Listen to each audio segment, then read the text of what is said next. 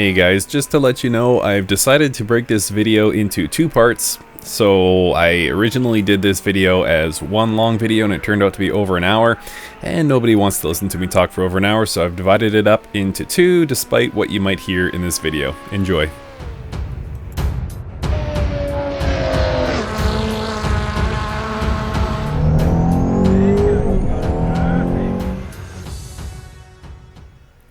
What's going on, guys? It's Mike for SimRacing604. Welcome back once again to Project Cars 2, and welcome to the newest DLC pack, the Ferrari Essentials DLC pack.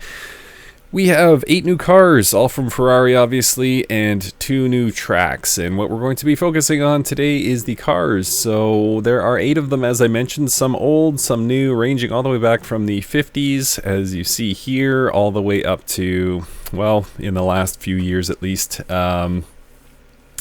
Racing models, non-racing models, and everything in between. It seems like we have quite a selection of cars here. They've made the most out of the 8, so I'm excited to drive these things. I've given a test run to a few of the cars and they feel really good, actually. I'm very impressed with some of them, but we'll get into that very soon.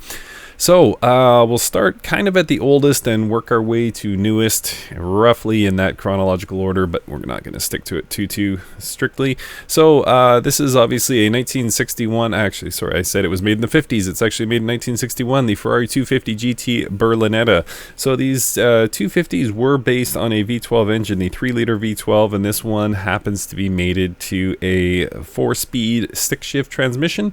There were some models, there's many models of the 250 made, and some of them were mated to a 5-speed, but we have 4 years to work with here, and there's actually a sort of distant relative of this car that we're going to explore next. But for now, this is the 250 GT Berlinetta, an absolutely beautiful, stunning looking car.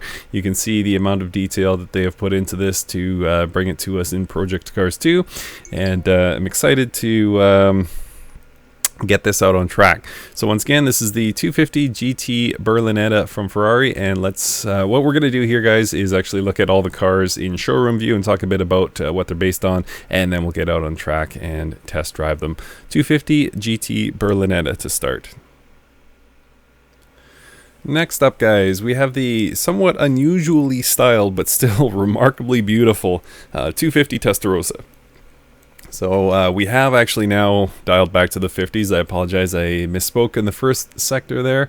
But this is a wonderful, wonderful looking car. I would argue that the nose is not the most stylish part of this car, but everything else, look at that. Look at those lines. That is absolutely a work of art, and I'm glad to have it here in Project Cars 2. So obviously this is the Testarossa edition of the 250, and it is actually one of the most successful Ferrari racing cars of all time. It has 3 wins at Le Mans, 4 wins at Sebring, and 2 wins at Buenos Aires. Wow, what a pedigree. This is quite a car, and yeah, can't wait to get this thing out on track, and I'm just blown away by the styling. I don't think they make cars that look quite this nice anymore. What a fantastic, fantastic looking vehicle. If you want one of these, if you're saying, hey, I want more than the Project Cars 2 experience, you can expect to fork over about $17 million to own one of these. So start saving now. The 250 Testarossa looks absolutely beautiful. Let's get into our next.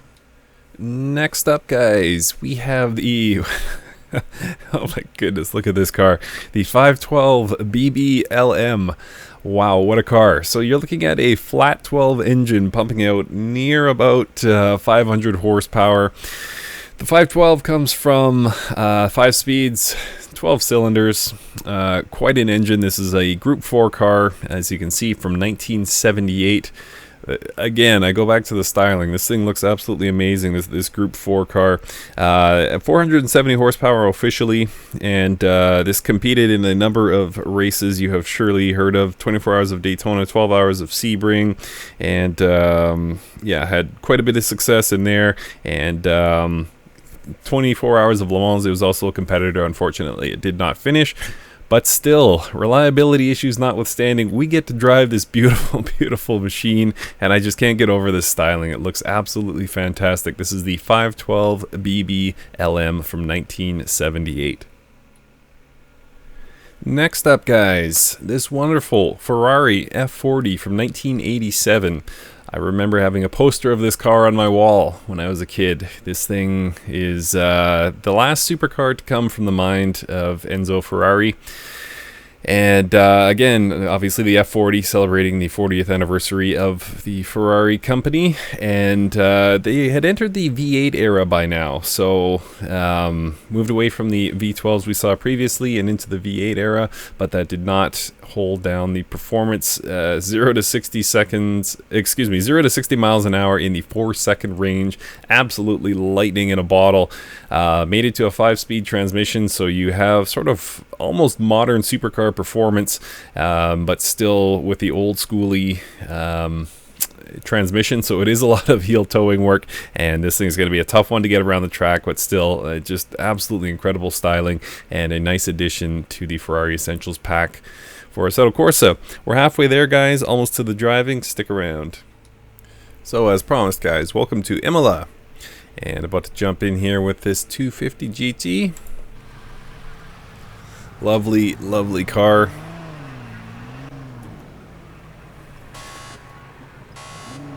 Again, we're running a 4-speed manual transmission. Did I get a jump on that? Nope. I thought it would flag me for a false start.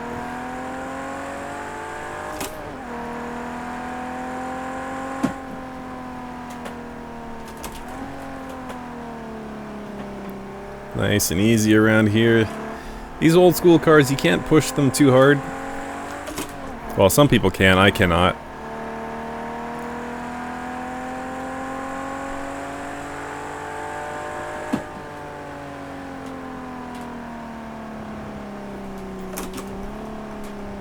Very smooth to drive. It's not jerky, which is nice. I found a lot of the older cars in Project Cars 2 were a bit tough to drive.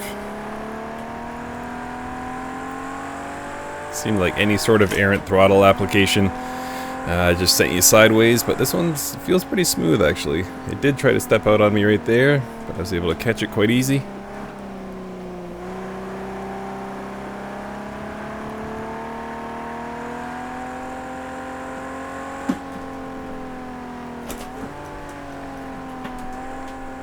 If you're wondering about that second windshield there, because there is a proper windshield on this car, I'm not actually sure what that is. If I had to venture a guess, I would say rocks would get kicked up quite often in the races this thing was racing in, and to prevent that from actually damaging the windshield, you just kind of sacrifice a secondary windshield. But I'm just making that up. Feel free to add a comment correcting me if I'm wrong.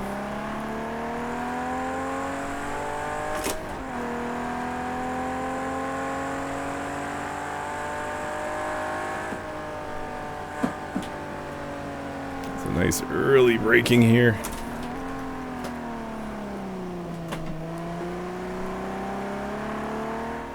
Yeah, very nice drive. Nice driving car.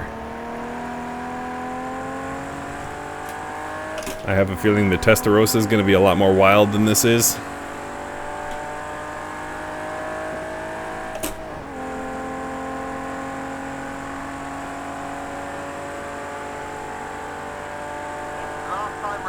And let's see what we can do for lap time here.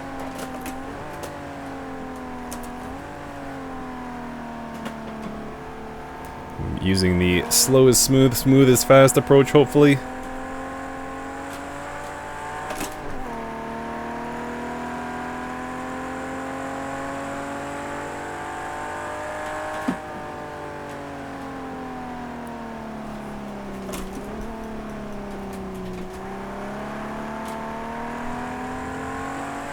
Push a bit harder through here. I think I've got a bit of headroom in terms of grip. There we go. Have a little fun with it. Why not, right?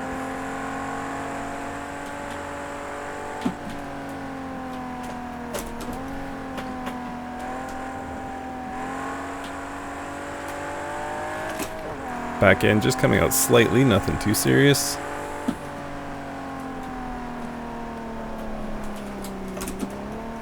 Yeah, feels very nice.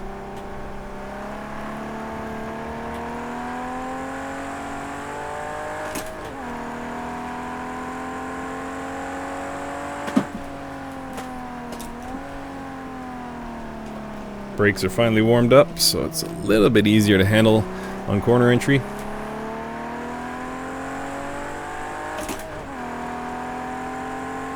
can see that in the lap time. Normally you'd be up about 7 or 8 seconds on a lap time at Imola based on getting a running start, but this time I'm more like 10 or 11 seconds, and I think that's largely based on having warm brakes and tires.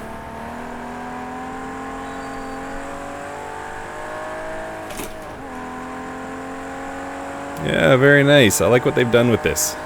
Beautiful looking car, and it drives really nice too. Especially for these old school cars that I'm not normally a huge fan of, but I think they've done a really, really nice job with it.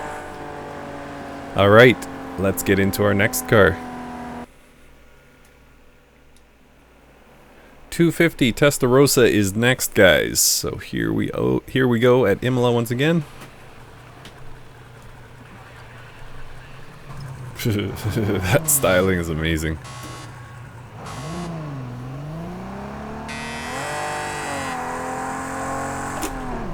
Oh, just about lost it right off the jump there.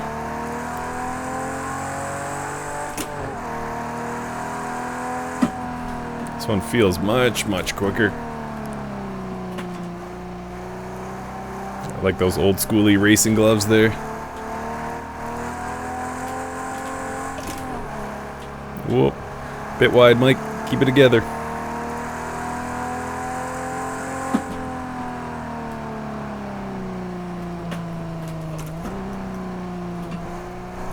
We carried a lot more speed into that corner. I think I like this one better than the Berlinetta. I think that track performance really does add something here.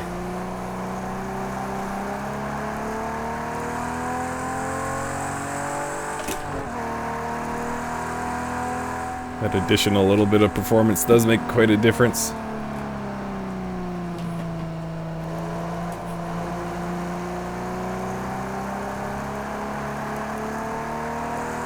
Woo!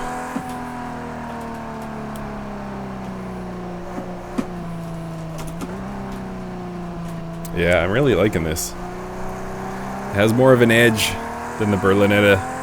Again, I was using the word smooth with the previous car, but this one feels a little bit more edgy. More race inspired. I like it.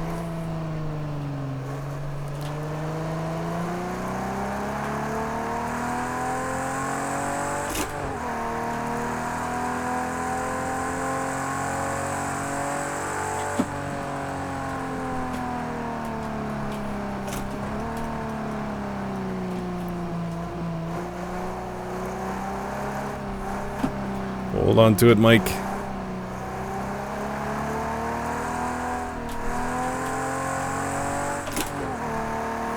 On corner exit, you just kind of got to let the wheel go. Let it resolve itself. You see, it doesn't feel fast. It's not a, you know, fast car by modern standards, but you see we're approaching 230 kilometers an hour. So it's by no means a slow car.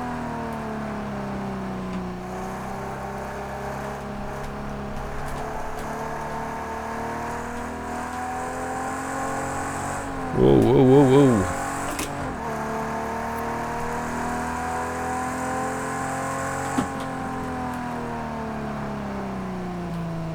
Bit wide through there. That's okay.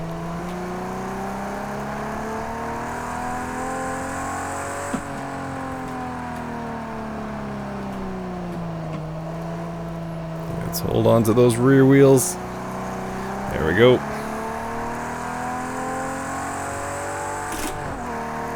And again, you saw the delta in the 250 Berlinetta between my first and second laps. I thought it was based on tire and brake temperature having a huge difference, and it has here to a lesser degree. I said usually I get a 7 or 8 second difference, and that's exactly what I'm getting here.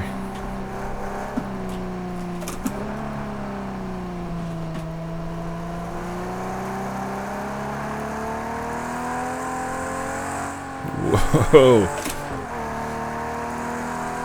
Again, you just gotta let the wheel go and just let the car resolve its own issues.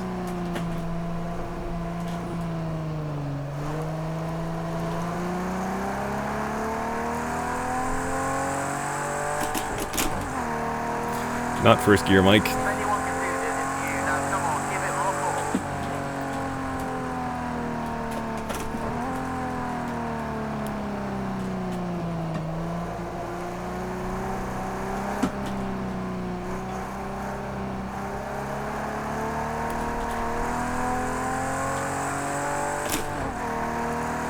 So this will come in about a 2:12, I think, on the clock. It's a fairly good time. And yeah, I think I like that one better than the Berlinetta. Nice job. Next up, we have the BB, the 512 BB LM. So I'm really looking forward to this one. This is a great looking car. There's just something very primal about its design. And I haven't actually driven this one yet. This will be my first ever drive.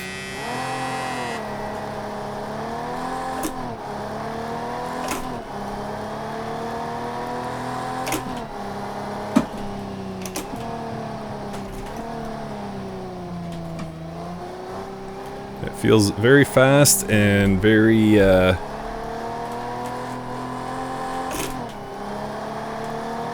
scary by comparison to the 250s.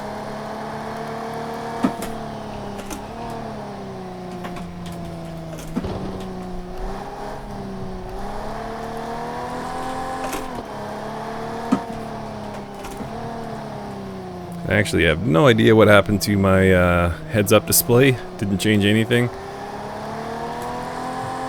Guess that'll be a bug fix for version 1.7.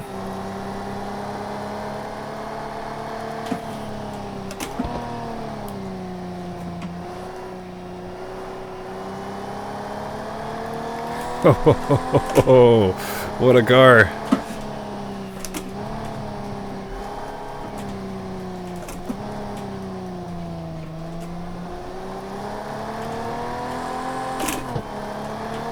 Whoop, bit wide.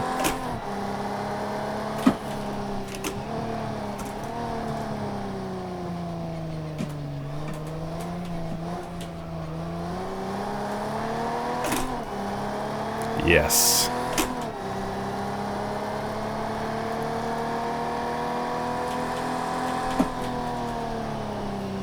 I really like this car. Not just in looks, but in performance. I like how this drives.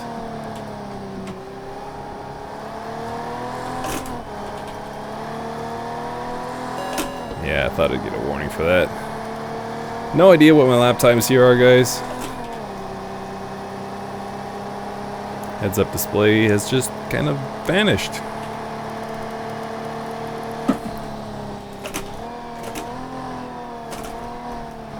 Alright, so this is my favorite so far. We just seem to be getting better and better.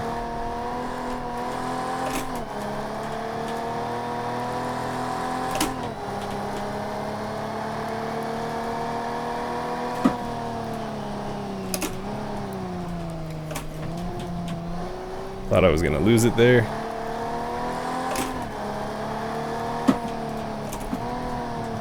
And my goodness, what a fun car. Generally, when I have to heel toe shift, I start to like a car less. This one, it just fits perfectly and just, I don't know, this one just works for me, guys.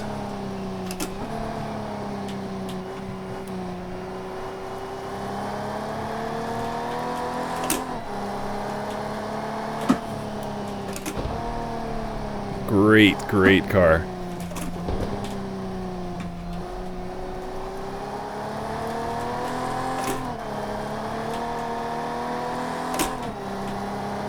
It's gonna be tough to beat this one.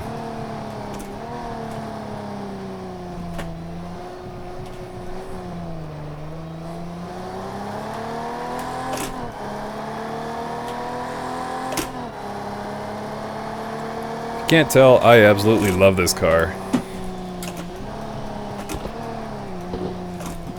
Just about lost it there coming down the hill. Whoop, that'll be a warning.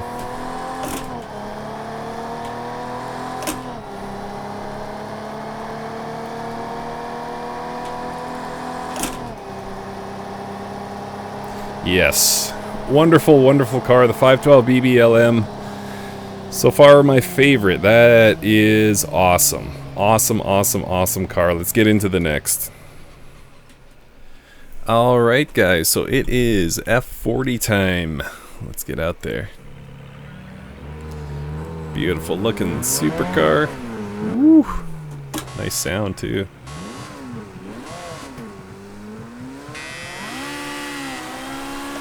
And again, my heads-up display has purely disappeared.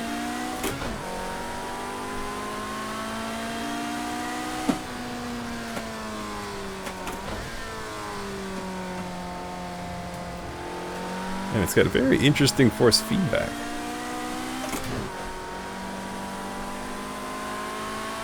Feels unusually smooth. Can't explain it beyond that. And it centers really, really strongly.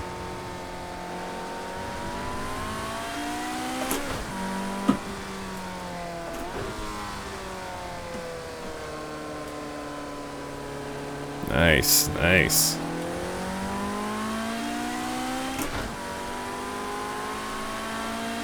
Again, this is something that in childhood I had on my wall. Kind of dates me, kind of shows how old I am. Nonetheless, very cool car to have here in PC2.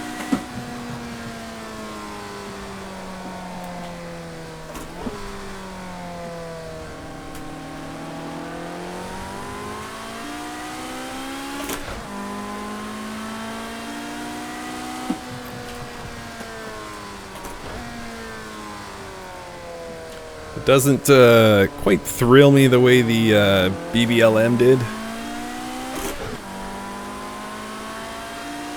But as far as a classic supercar goes, I can kind of see their vision for this, and I think they've done a nice job with it. Again, the force feedback is very smooth, and I like, if nothing else, I really like the force feedback on this car.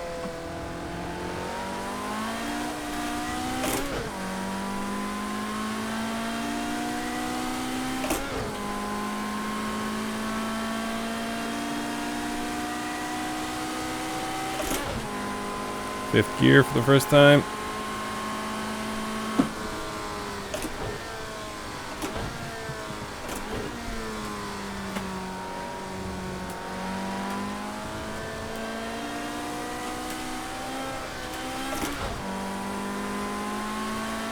And actually, I know why my force feedback's not feeling the same. I forgot I closed out my Sim Commander software, so it's actually... Whoa!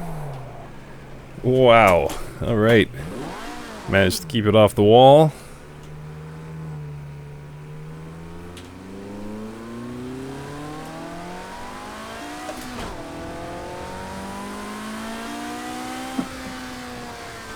It's too busy looking at my Sim Commander software.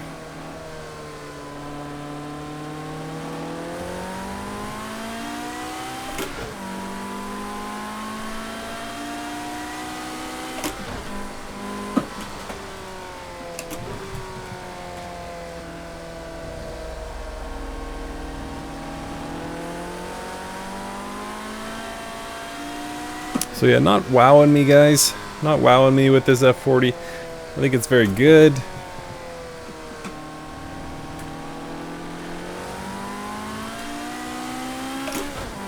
But my mind is not blown like it was with the 512.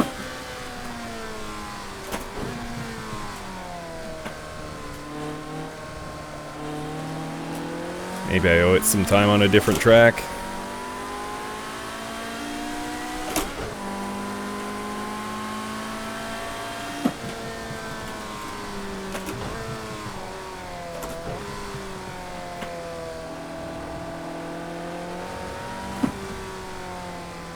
Let me know what you guys think of this. I'm curious to see what everyone else has to say.